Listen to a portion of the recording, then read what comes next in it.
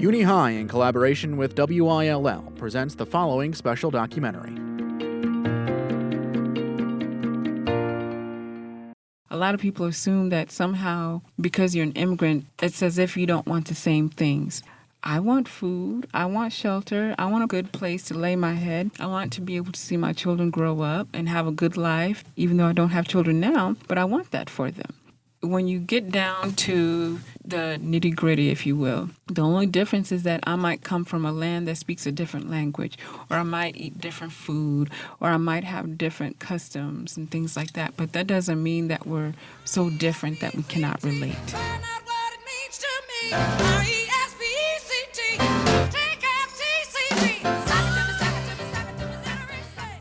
That's Susan Ogwal.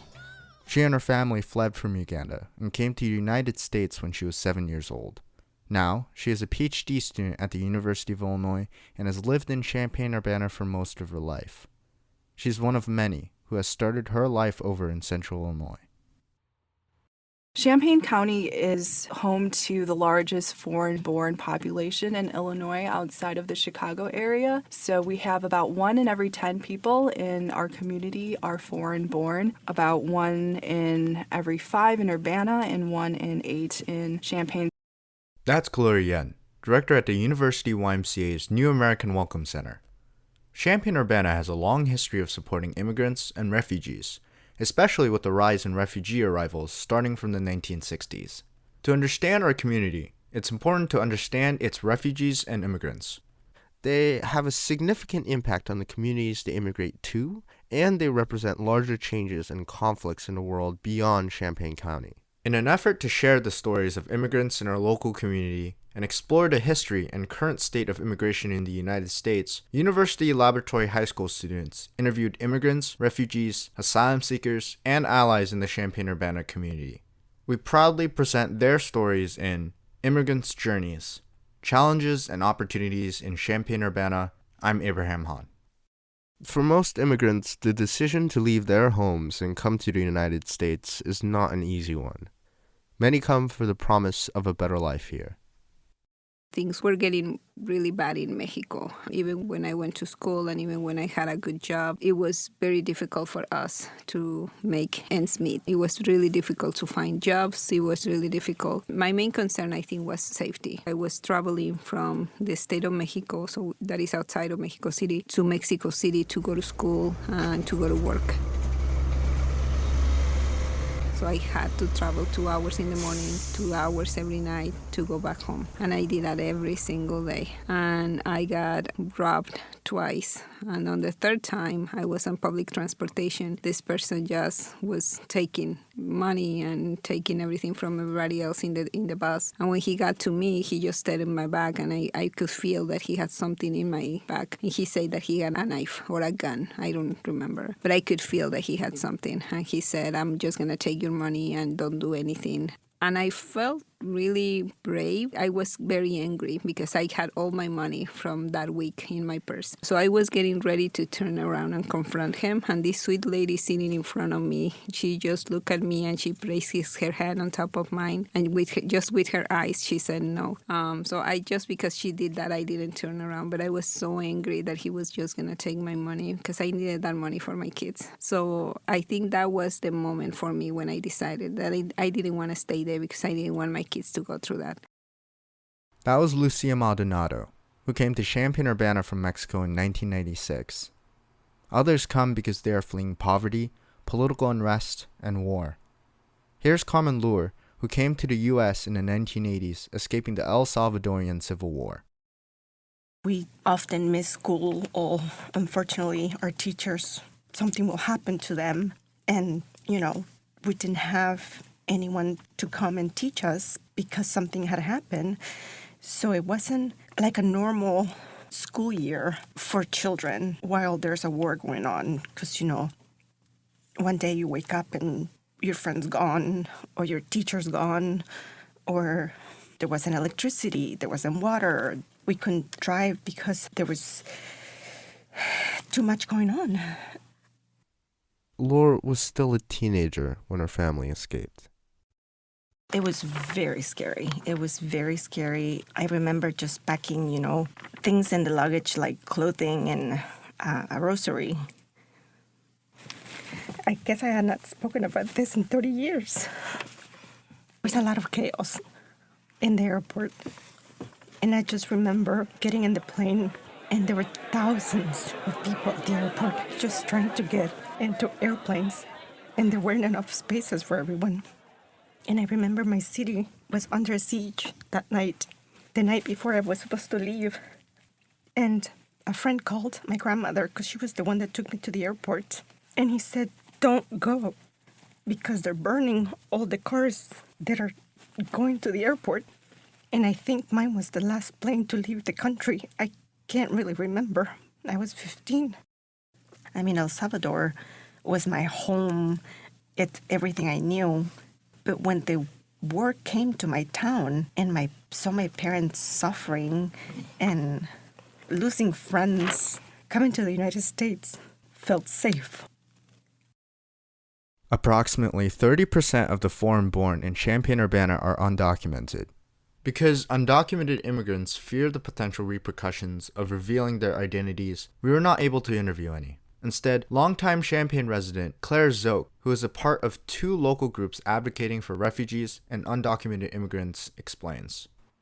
Sometimes parents or relatives, since they were fleeing from gang violence and other issues, they would pay a smuggler, a so-called coyote, to transport them across the border, and they would wind up here in Champaign-Urbana.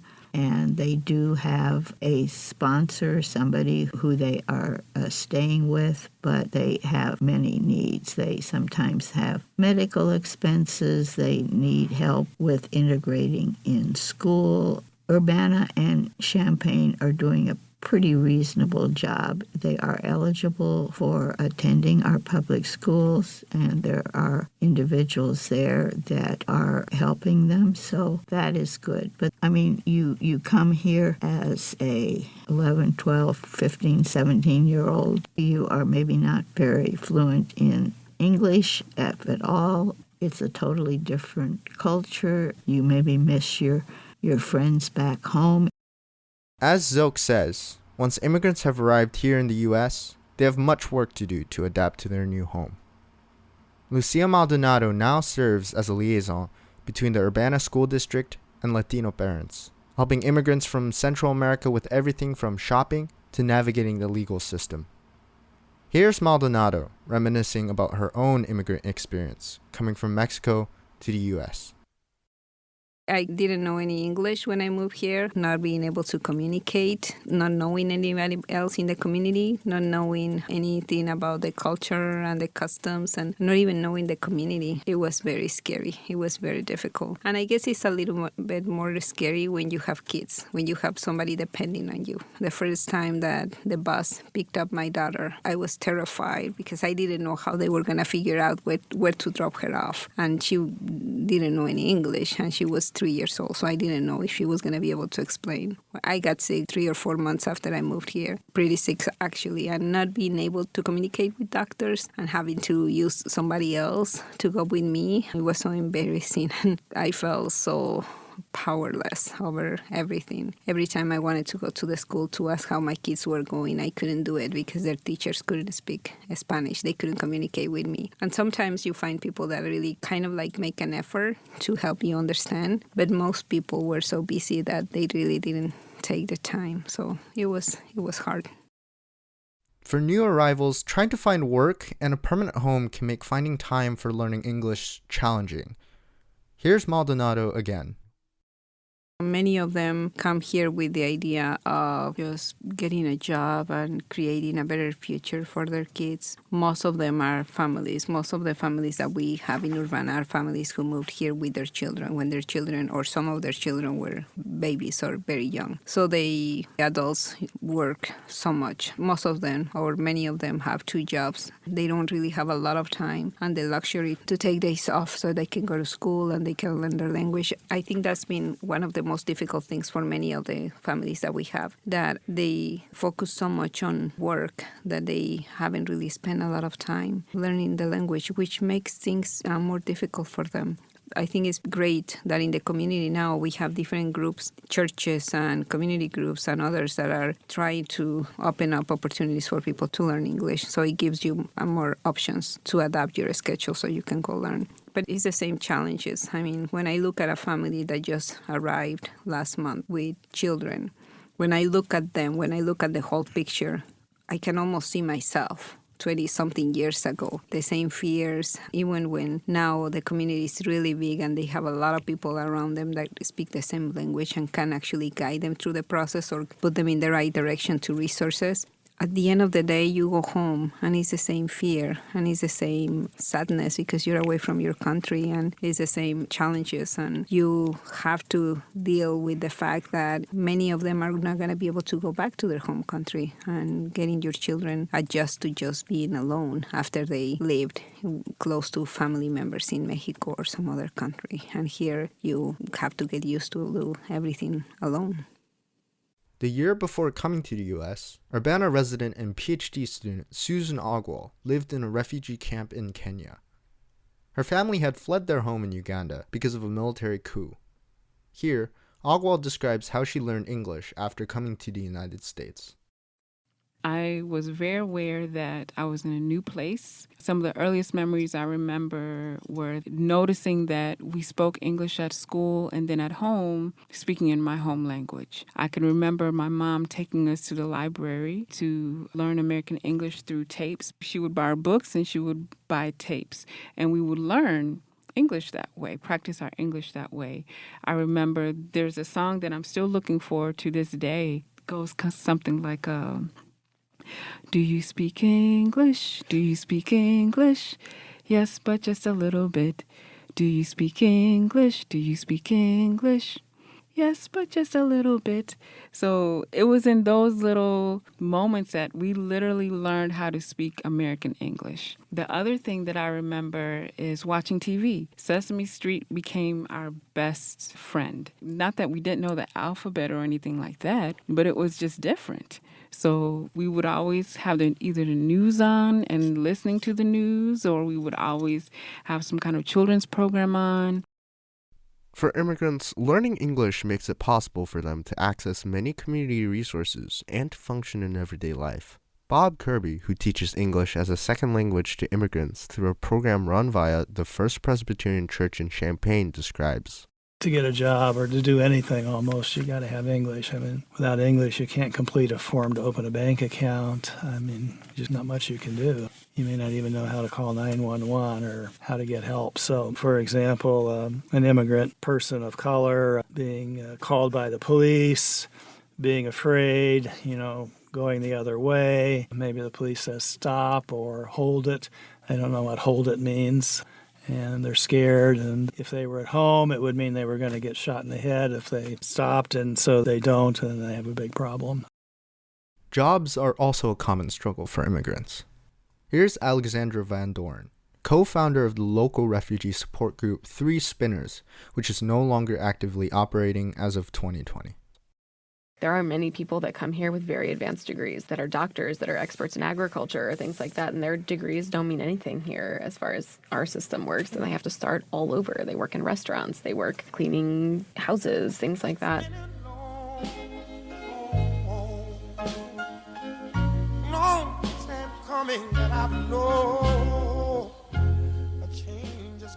The terms refugee, asylum seeker, and undocumented immigrant have been used often in the media without much attention to their distinctions.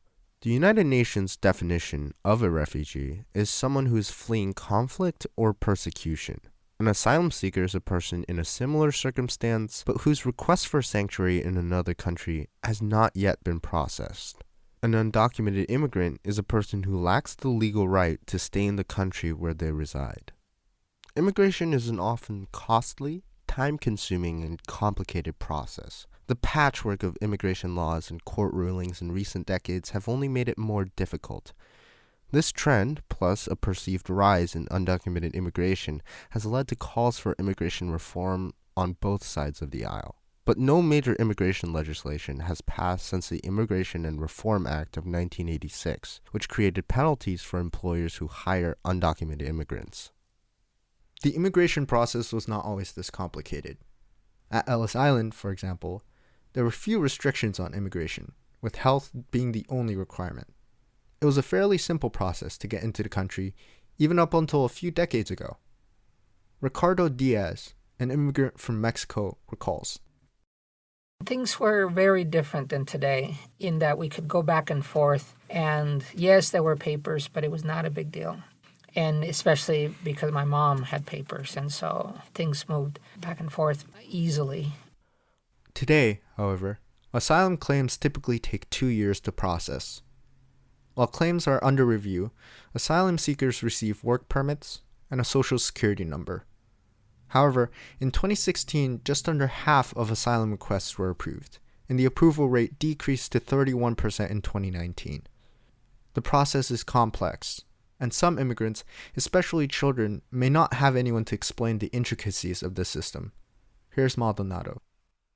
I only know one person who has been granted asylum. Unfortunately, the process is tricky. When you apply for asylum, almost immediately you get a work permit and a social security number while your application is being reviewed. For a lot of these kids that don't know much about policy and have never gone through any legal proceedings that way, I think it gives them a sense of relief and a sense of accomplishment, thinking that their case is going to be approved and that they're not going to have to do anything else. So they really take advantage of their work permit. They work a lot, but I am really afraid that after the 2 years that it takes the government to look at their applications, that some of them are going to be denied. And I don't think they're really understanding that. I don't think a lot of attorneys are doing a good job explaining that. Many of them had been receiving letters already saying your application is not strong enough. You need to provide more proof, which means that you need to keep paying an attorney because the attorney needs to be providing other ways to support that you actually need asylum. And everything is so expensive that many of them, I think, are just trying to avoid doing it until the last very moment. But I think it's very unfortunate that they don't really understand the system. So even when we try, I keep pushing them and I keep asking them to talk to their attorneys and to make sure that they stay on top of their application and the communication with the attorney. And some of them do, but some others, they have their work permit already, so they feel like they're going to be okay. With such a complicated and inefficient system, entering the country legally, whether as an asylum seeker or not, can take years or even decades. Some people may not be able to wait that long. As a result, Claire Zook says that illegal immigration is inevitable. There's a lot of talk about, well, why don't they come legally? Well, it's because it's almost impossible for many people to come legally. If you are from certain countries like Mexico or the Philippines, if you want to apply for just working in this country, you may have to wait 10 or more years before you even get on the register to apply for a permit. We both want the labor, especially the cheap labor, but we don't want to give these individuals legal status. And I'm especially concerned with what has happened with the so-called dreamers. These are young people who were brought here, many as infants, others as very young children. Okay, their parents came here without papers, and so, of course, the children came with them. But they've grown up in this country. They speak fluent English. They are, in all respects, Americans, and yet they do not have legal status. And many of them don't even realize this until they are in high school and they need to show a social security number so they can get a job, or when they're applying to college. And then they realize that, oops, I don't have the documentation I need to do this legally. Carmen Lohr, a volunteer at La Linea, which connects native Spanish speakers to local community resources, has found that the paperwork needed to gain or maintain legal immigration status is often hard or even impossible to obtain.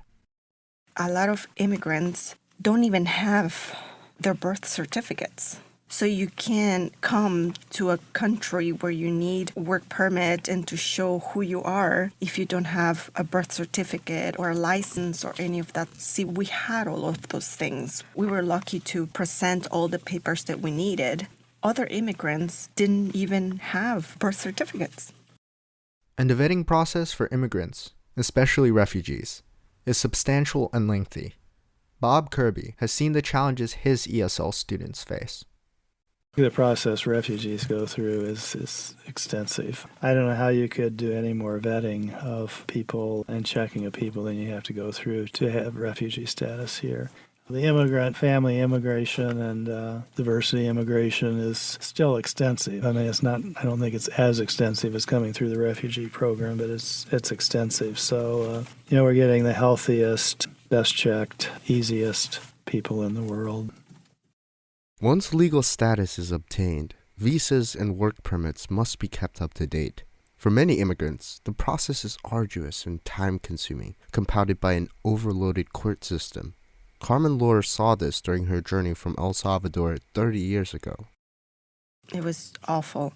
We had to go every so often to get a work permit. We had to go every so often to show papers. My parents had to go to court to continue the case about our political asylum. It was very expensive, and we had to miss a lot of school because, you got there at 6 in the morning, got in line with everybody else from all over the world, and it was 4 o'clock, 5 o'clock in the afternoon, and you were still there waiting for your papers or your work permit or whatever. So it was very chaotic and very expensive too. The road to becoming a legal refugee in the United States is long, complicated, and heavily bureaucratic. Most issues relating to refugees are handled through a consortium of federal agencies and nonprofit organizations. Two of the biggest include the U.S. Refugee Admissions Program, coordinated by the U.S. Department of Homeland Security, and the U.S. Refugee Resettlement Program, a partnership between the DHS, the U.S. Department of State, and the U.S. Department of Health and Human Services. Alexandra Van Doren, co-founder of Three Spinners, explains the process for refugees fleeing their home country. It's difficult and complicated and unfortunate. Okay, so let's say you're leaving Syria. You end up in a UN-sponsored camp in Europe. You have to wait to be vetted and screened there first, which sometimes they come through every 6 months. And if there's some kind of weird political coup going on at that time, the UN will just not come. And then you have to wait another 6 months to be able to talk to somebody for step 1. So it takes literally years to get screened and vetted wherever you are first. If you have a sponsor, it's much easier to sort of streamline you getting over here. But if you don't get to pick the country you go to. Whatever organizations or powers that be that are handling your case will decide based on your language skills, your occupation, your family size, things like that, where you end up. If you end up in the States, that's another screening process that often takes up to 2 years. I mean, it is just background check after background check after background check. Once they get approved, then these 9 voluntary organizations decide where they go. And then they get placed in places like Chicago or things like that. And then we get word that they're coming and where can we resettle them. So it's many, many steps and it is years long. Immigrants and refugees also face significant legal challenges. Current political discourse centers on the legal process of seeking asylum, done by presenting oneself at a port of entry on the border versus the illegal measures by which some immigrants cross the border. President Trump has advocated for tightening asylum law throughout his presidency. In January 2017, Trump signed an executive order which significantly lowered the total number of refugees and banned refugees from countries including Iran, Yemen, and Syria entirely. Its focus on countries with large Muslim populations led to some calling the order the Muslim ban. After numerous legal challenges, Trump signed a more lax version of the executive order in March 2017. In July 2019, Trump signed an executive order requiring migrants to receive asylum status from the first country they pass through on their way to the U.S.-Mexico border. All these legal actions led to a tougher road for asylum seekers in Champaign-Urbana. Many families consist of a combination of undocumented immigrants and legal citizens. Thus, deportation can rip these families apart. Most often, this means parents being forced to leave their children behind. Many local undocumented immigrants and asylum seekers must prepare their children for this possibility. Unfortunately, Lucia Maldonado sees this often in her work with the Urbana schools. Many of the other kids, unfortunately, are getting more and more aware because their parents are making them aware. And because we are doing all this work to get ready, preparing the emergency plan, getting the guardianship letter, part of the emergency plan, unfortunately, involves talking to the children, telling them that it is a possibility that it could happen, and teaching them what they need to do if one day they come home and mom and dad don't show up, or that they get a phone call from somebody saying that their parents were arrested. The kids need to know where the emergency plan is. They need to know who they need to call to get help. So they need to be involved in every process in the planning of the emergency plan. It is affecting the students because, like I mentioned before, we never really have students expressing that type of concern to their teachers at the school. And now I can tell you that it's almost normal occurrence. Almost every week I heard of a student being concerned. At the state level, however, we can sometimes see a different story. Ricardo Diaz has observed these legal shifts. And now for the positive. In Illinois, we have had some very progressive laws happen. We had, for example, 3 years ago, there was permission for people to drive no matter where you came from, what your status was. As long as you could prove who you were, where you lived, and that you could drive, you could get a license. And now it sounds silly. If you can show you can drive, you ought to be able to get your license, but that didn't happen. And so we had a lot of households that didn't have any drivers. They had adults that had to go to work. They had kids that had to go to school, but no one could drive legally, which created all kinds of messes. In Illinois, there was a law passed that they could get a license. And if they cleared their record, and we had very complicated situations, people started getting licenses. So that is a great thing. Second, we call it the Acevedo Act, the Illinois Dream Act. Kids that have grown up in the U.S. and have graduated from a high school in Illinois can go to a state school and not pay foreign student tuition.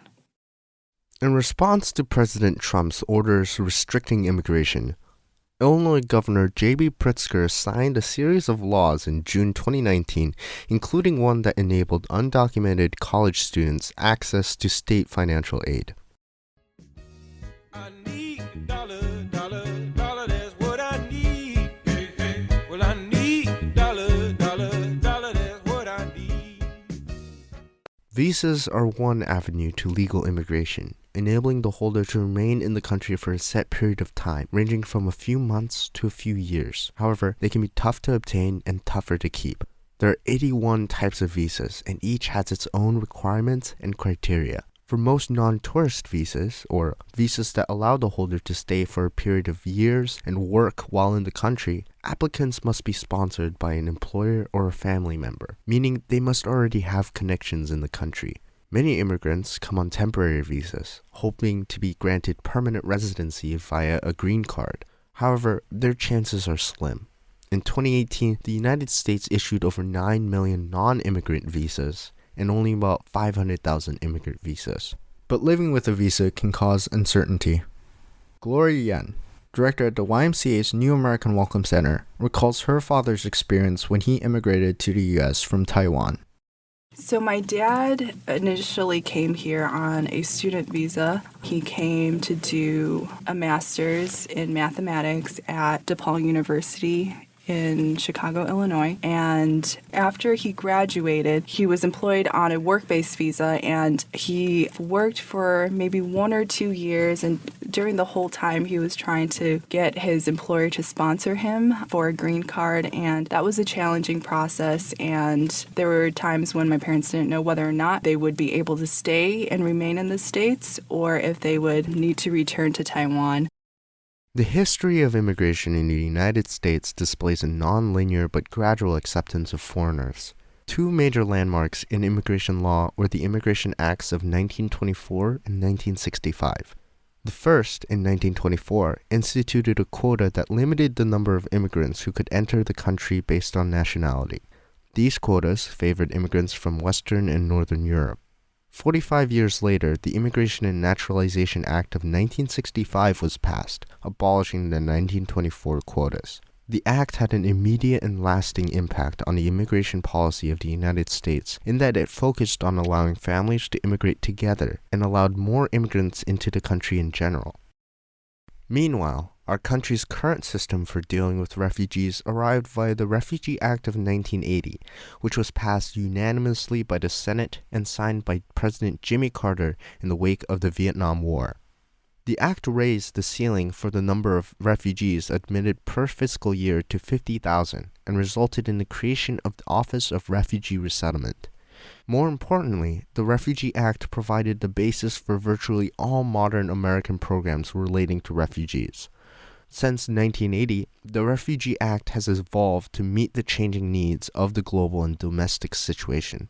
Most recently, under the Trump administration, the ceiling has been progressively lowered, and in 2018, just 22,491 refugees were admitted into the United States.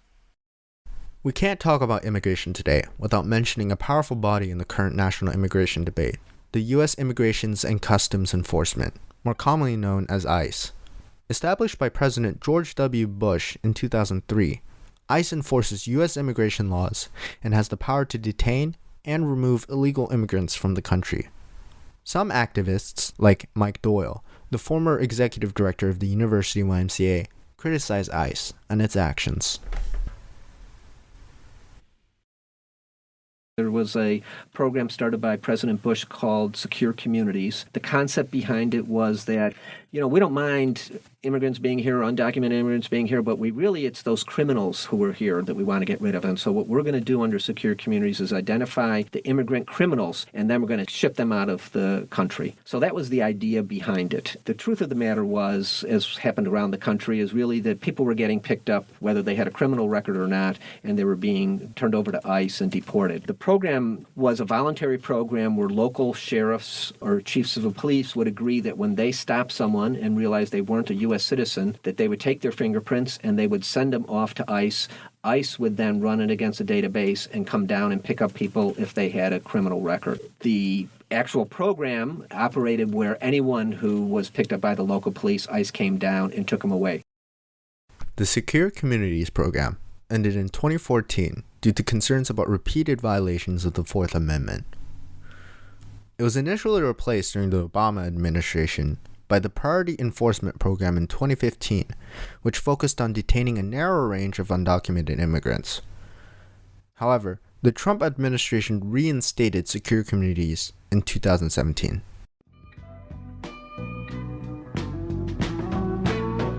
Thrill is gone. The thrill is gone away. Today, the Champaign-Urbana area hosts over 20,000 immigrants with varying legal statuses. While the University of Illinois brings in highly skilled and highly educated immigrants, some people immigrate here seeking better lives or fleeing from difficult situations such as gang violence or political unrest. The fastest growing local non-student immigrant populations are from Central Africa, East Africa, and Central America, while East Asians are the largest group, making up nearly 30% of the non-student immigrant population. In recent years, Champaign-Urbana has also hosted a small number of refugees and asylum seekers from the Democratic Republic of Congo, Afghanistan, and Iraq. In July 2019, the Champaign City Council released a statement reassuring residents of the city's commitment to welcoming all. In December of 2016, the Urbana City Council reaffirmed its status as a sanctuary city. This distinction was initially passed in 1986, but was adapted to respond to the recent increase in police involvement in immigration enforcement. However, Lucia Maldonado believes that Urbana's sanctuary city status doesn't make much of a difference for many immigrants. Most of the Latino families in Urbana live outside of the city limits. Many of them live at Ivanhoe Estates, which is a mobile park area, and that is outside of the city. The other one is Norwood, and is also outside of the city. So the sanctuary city doesn't really apply to them. As the presence of ICE has grown, so has local pushback. On June 2018, local activists held a rally to protest ICE agents staying overnight in Champaign's Drury Inn while conducting arrests. In June 2019, Illinois Governor J.B. Pritzker signed a deal that made it illegal for law enforcement anywhere in the state to assist ICE. We will not allow private entities to profit off of the intolerance of this president. Several organizations have been established in Champaign-Urbana that are aimed at helping refugees and immigrants. Some were founded quite recently. Champaign-Urbana Friends and Allies of Immigrants and Refugees, or CU FAIR, focuses on helping refugees with the resettlement process and was founded in 2016. Three Spinners, which is no longer actively operating as of 2020, provided immediate support for the basic needs of refugees and was founded in 2015. Here's Alexandra Van Doren, co-founder of Three Spinners, describing a family they've taken on to help. At the moment, I know nothing about them other than there are 8 people, so I assume 6 children and 2 parents, but the family makeup may be different than that. And that they have been slated to come here several times and have continued to postpone because they're worried about finances. And we typically furnish their apartments. We make sure that they have food at least for the first several months, and then the refugee center here works to make sure that they're getting their documents in order and things like that. Basic needs that we like to focus on are sort of what we call after the fact. So once you're here and everybody has furnished your house and gotten you settled, what do? How do you start finding employment? How do you find ESL classes? How do you get your kids registered in school? So all the things that sort of happen after the big hoopla, we are really focused on assisting. So we'll evaluate their needs. I assume it'll be finding the right school for their kids. They need physicals before they start school. We got to get them to the doctor. We got to get car seats. We got to get bedding for different ages of children. Yeah. So I don't know what they'll need yet, but we're prepping. The Refugee Center, as Van Doren briefly mentions, is an example of one of the longer-standing organizations in the city. Formerly known as the Central Illinois Refugee Mutual Assistance Center, the organization has been around since 1980. Here's Ann Ha Ho, co-director at the center, who herself was a Vietnamese refugee. It's been in operation at the local where we are now since January of 1982. And at the very beginning, we were serving just Southeast Asian. After the Vietnam War ended, we had many families who took the boat to escape the communists, ended in refugee camps, where we settled to come to United States. And the founder of the refugee center was a former refugee herself. And then this is how it all started. So we were serving at that time just Vietnamese, Laotian, Cambodians. And with time, more ethnicities were added. So right now, after 36 years, we have seen up to 2,000 clients unduplicated per calendar year. And right now, we cover them all, from all backgrounds, all sizes, different countries, different needs. Claire Zoke has assisted individuals from Guatemala and Honduras seeking political asylum. She gives her thoughts on the current state of immigration. Frankly, because we do have an issue in this country. We are divided. We have a lot of rhetoric. We have a lot of what you might call myths. They take our jobs, and they're costing a lot of money, and most of these can be refuted.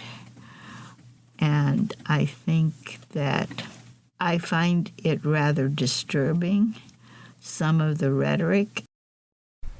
However, amid the conflict, there has also been an increase in activism. Here's Mike Doyle. What's happened that's good, that I think reflects sort of the human spirit, is that many people have stepped up and said, what can we do? I think there's a time right now where our country is raising up in a way where it's really committing itself to the diversity of who we are. For the first 4 or 5 years that we were doing this work, people were supportive. They thought it was good to happen. But it wasn't until the Trump administration that I saw this incredible outpouring and desire to be active. So in some ways, it's sort of woken up people and engaged them in more deeply.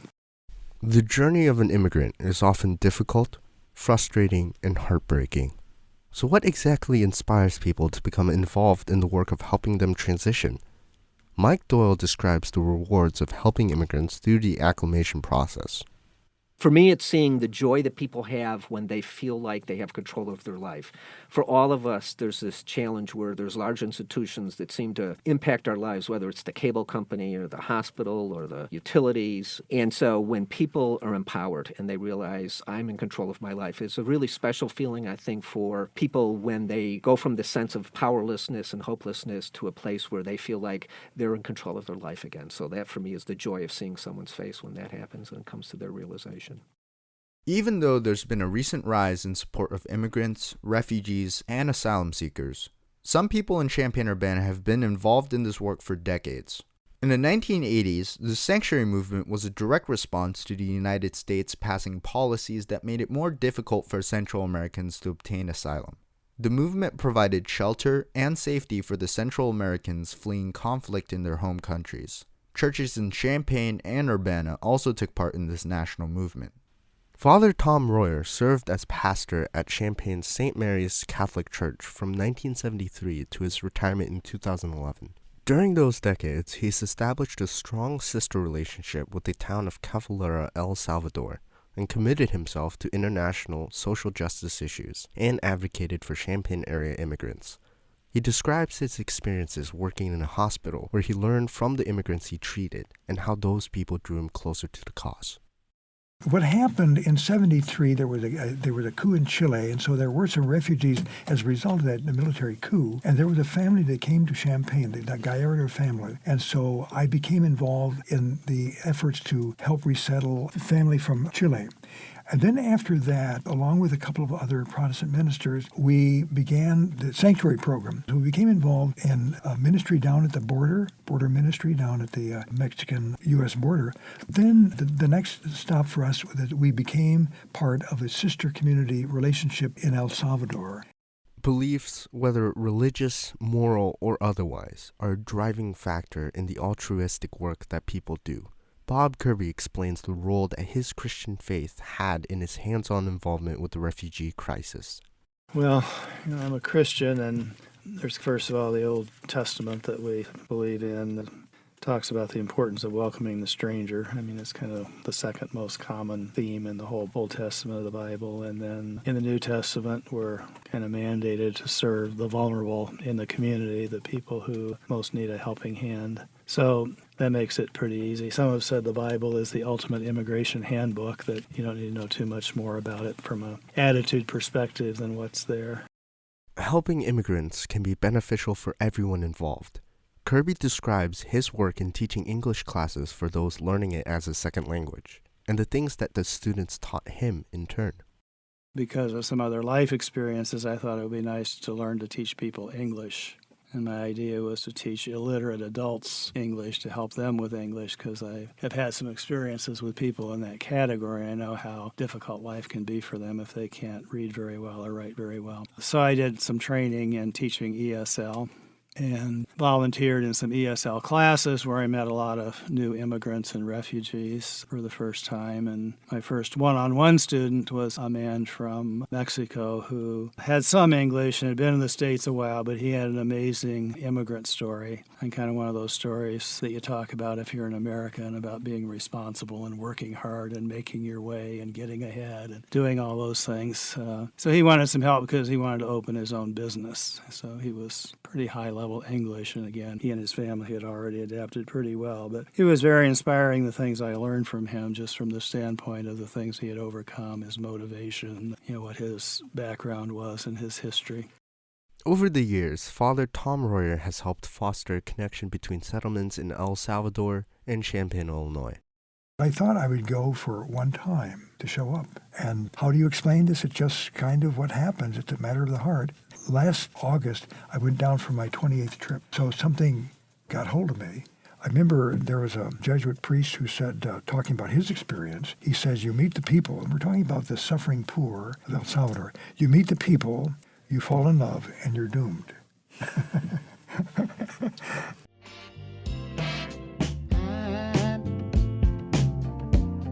I'm so in love with you.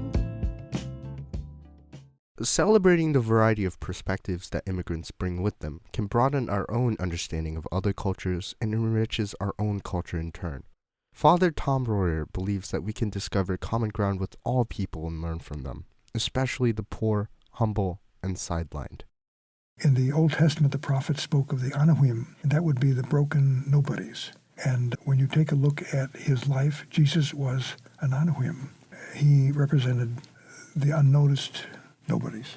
So I think when it comes to the people of my prophet, it is these poor people in those settlements, the dying, the sick, who I think have caught my attention and somehow have influenced me. I'm still learning.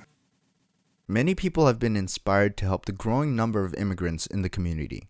In 2018, immigrants made up around 12% of the population of Champaign County, one of the highest percentages in the state. Here's Gloria Yen with the New American Welcome Center. La Linea, our community helpline, is a bilingual helpline that is run in combination by student volunteers that come to us from a Spanish in the Community course offered on campus, and also just Spanish-speaking community advocates in town. And so they're able to provide interpretation and translation services. They answer and respond to calls in Spanish and are able to direct people to healthcare resources, legal resources, housing resources, whatever they need. These basic resources are not the only assistance immigrants may require.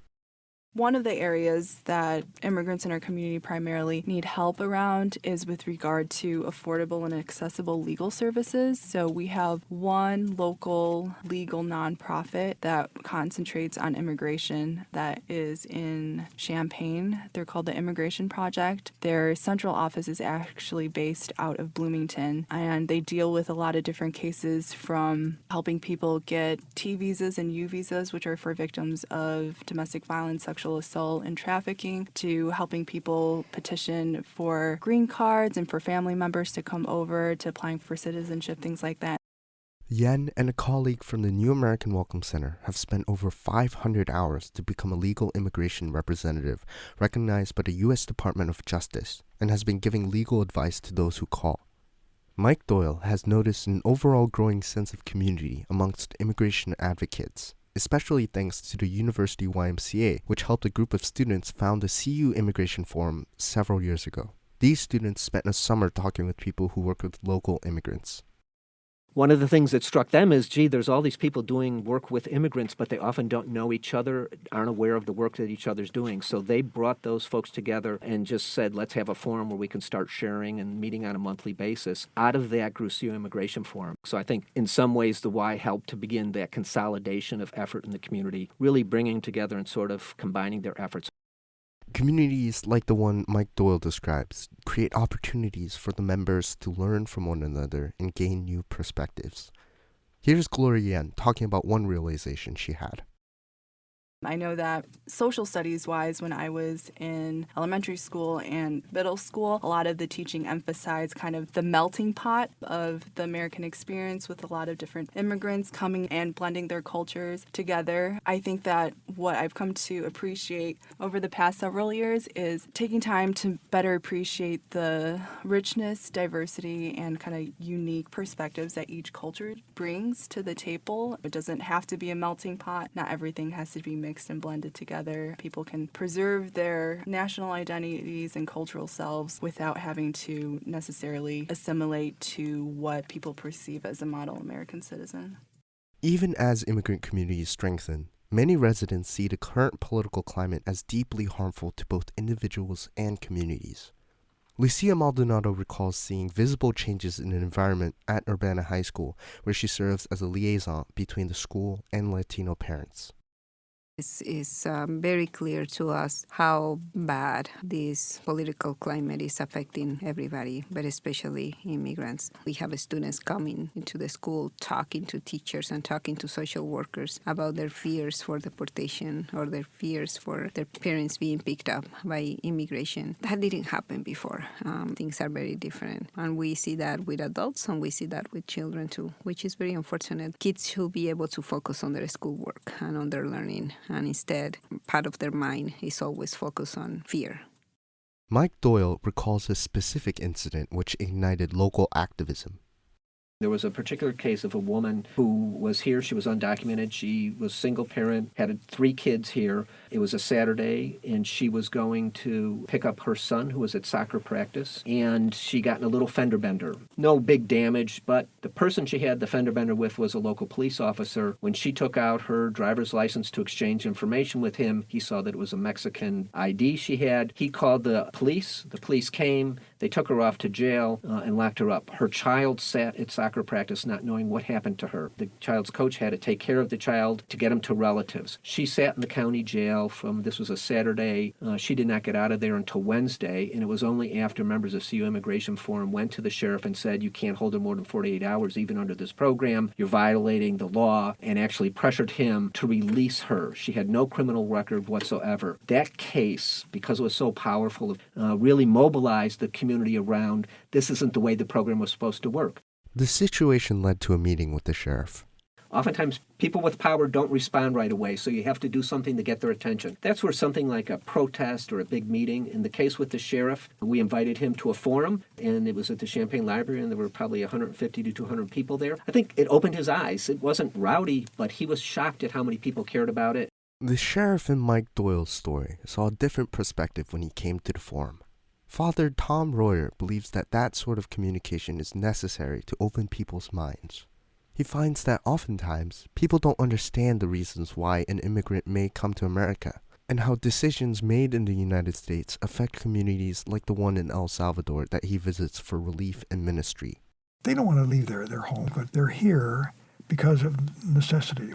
And if you want to take a look at why are they here, you can never ignore the influence of the empire that has a lot to do with the politics and with the economy and every other way, and that is the U.S.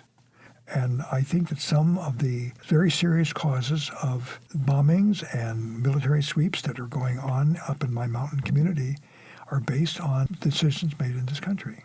Why did you have the massacre of El Mozote, which is about, as the crow flies, it'd be about 10 miles from my community? That was because of politics in this country. It was the biggest massacre in El Salvador in December of 1981.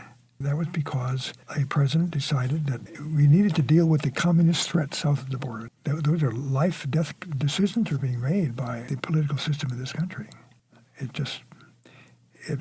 Anyway, it's very, very sad. We need to have a better educated public about some of these very important issues. And it's about the people there, for God's sakes.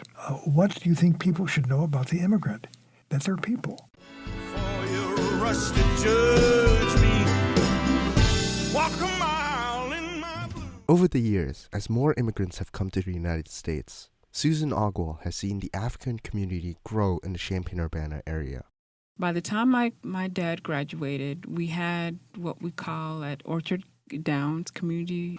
It wasn't very big as it is now. Now we have hundreds and hundreds of families that are here from the continent. And they range from anywhere from Nigeria to Kenya to Cameroon, from Congo, DRC, Zambia, Senegal, Sudan. So there's a much, much bigger variety that I've seen in the last 20 plus years that I've been here. You get to meet like-minded individuals, or at least folks who understand some of the customs and some of the traditions, or understand some of the ways of how you grew up, because they also grew up like that as well. Anne Ha-Ho, who is co-director of the Refugee Center, describes another benefit that immigrant communities offer: mutual assistance.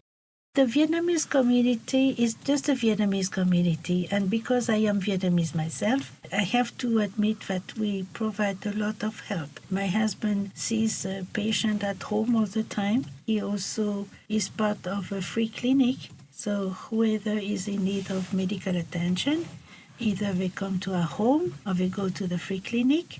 And because I have gone through the situation before, so I know what it takes. I know what they have to do in order to find roots here. I always tell my clients, it doesn't matter.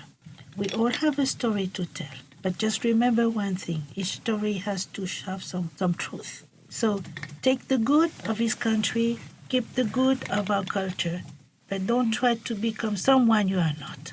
To Mike Doyle, part of making the most of what you have is realizing the power one has to make a difference. There's lots of things people can do. So, you can support your favorite nonprofit that's working on this stuff. You can also volunteer. I think that people need to appreciate that this work doesn't happen unless people give of themselves. So that's as important as giving money. And then I think it's really getting engaged. Apathy is this thing that we all feel on some level, that people are tired, they work hard, some people have multiple jobs. It's hard to care about it. And what motivates us is when we realize that making that extra effort will make a difference. Hopefully people will recognize that by getting engaged, they can really change the world. Claire Zook believes that people today have the chance to learn about refugees at a deeper level than before. After all, there's a difference between hearing about refugees in the news and becoming friends with one.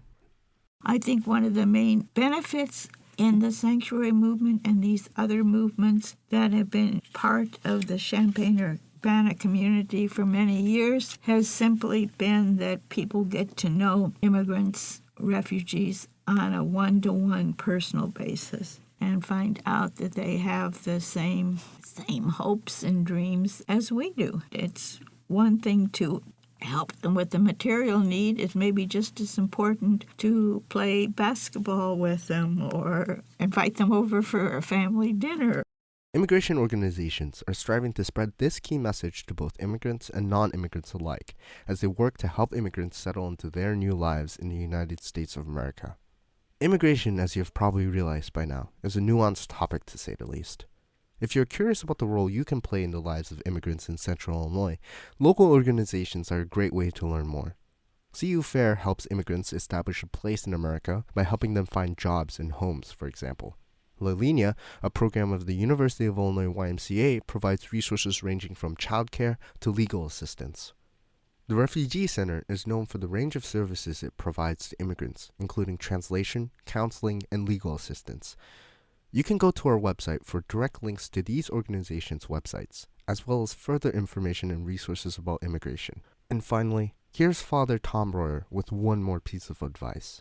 Listen from the heart to the stories of the people who struggle. Listen with the heart to their stories, and their stories just like our own. But their experience, where they've come from, is something that is so foreign to us. We simply do not understand unless we are listening to their stories. Their stories are very, very important. Since the recording of these interviews in 2018, a lot has happened. Some of it has been difficult news for immigrants and immigrant advocates. The Supreme Court allowed a version of the travel ban, commonly known as the Muslim ban, to stand on June 26th of 2018.